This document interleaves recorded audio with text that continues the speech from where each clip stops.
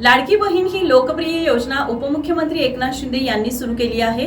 या योजनेतील लाभार्थ्यांना महिन्याला पैसे देताना अर्थ विभागाची ओढाताण होते। त्याचा कमी अधिक परिणाम सर्वच विभागांवर झाला आहे। हे सामाजिक न्याय मंत्री संजय शिरसाट यांनी समजून घेतलं पाहिजे, नाहीतर लाडक्या बहिणींसाठी उपमुख्यमंत्री अजित पवार हे काय आभाळातून पैसे आणणार आहेत का, असा टोला वैद्यकीय शिक्षण मंत्री हसन मुश्रीफ यांनी सोमवारी कोल्हापुरात लगावला।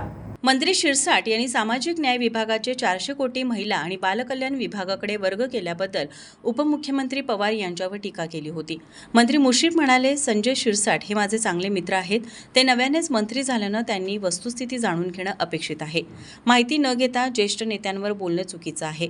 संजय शिरसाट यांनी आधी वित्त विभागाच्या अधिकाऱ्यांशी चर्चा करून वस्तुस्थिती समजून घ्यायला हवी होती।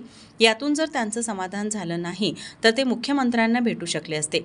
कोणतीही माहिती न घेता प्रसार माध्यमांच्या समोर येणं आणि आपल्याच ज्येष्ठ नेत्याला अशी उपमा देणं हे अयोग्य आहे। हे पैसे अजितदादांनी घरी नेले नाहीत। कर्नाटक सरकारच्या हालचाली पाहिल्यानंतरच, केंद्र सरकारच्या पातळीवर पाठपुरावा केल्यानंतरच अलमट्टी धरणाची उंची वाढवण्यास स्थगिती दिलेली आहे।